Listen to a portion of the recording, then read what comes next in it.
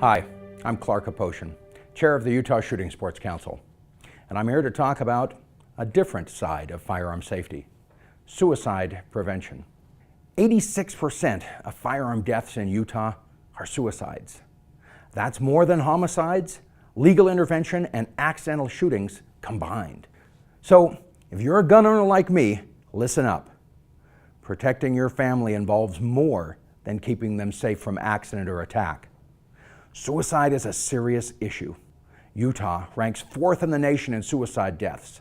Last year alone, 562 Utahns died of suicide. That number doesn't even account for attempts, but the death rate goes way up when a firearm is used.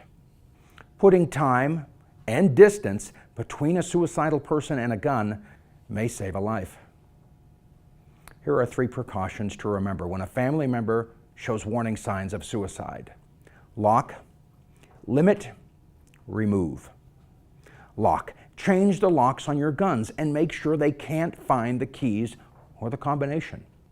Limit. Lock guns and ammo separately, or don't keep ammunition in the home at all until they have recovered. Remove.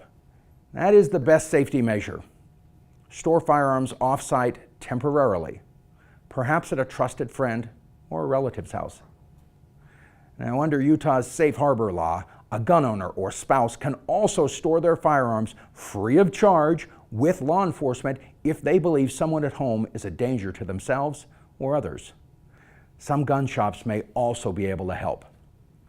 Now, if it's not an immediate family member in danger, rather a friend or a relative, you can still follow some of these same precautions. Offer to store their guns in your safe, or at the very least, ask to hold on to their keys for a while. And always, encourage them to seek treatment. If it's you at risk, if you feel yourself spiraling down, I'll repeat myself again. Store your guns off-site temporarily. Ask a friend to hold on to your keys or store them somewhere that they're not immediately available in a crisis. Disassemble your guns. Any strategy that builds some time between you and a gun in a suicidal crisis will keep you safer, and here's why. Suicidal crises are often brief. People admitted to a hospital following a suicide attempt were asked how long they'd been thinking about suicide before carrying it out. 48% said 10 minutes or less. Can you see why storing guns off-site or even changing the locks could prevent a suicide? Hospitals have established effective protocol for dealing with other types of suicide attempts and can often save lives, but firearms usually prove to be deadly. 90% of those who attempt suicide and survive, even very serious attempts, don't go on to kill themselves. Therapy is highly effective. There is hope, and it is our job to make sure everyone who is struggling gets that chance. Again, if we are alert to signs of suicide in friends and in family, we can save lives.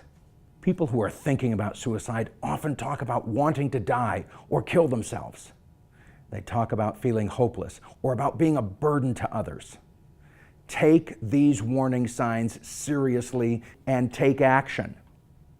Now, other signs include increased use of alcohol or drugs, acting anxious or agitated, behaving recklessly, isolating oneself, or displaying extreme mood swings.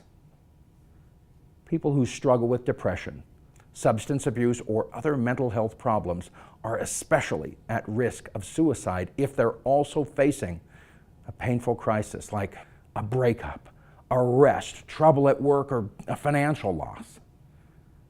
This may seem like a difficult conversation to initiate, but we have found that the request to temporarily store a friend's firearms off-site is usually well received. And really, if it saves their life, it's worth it.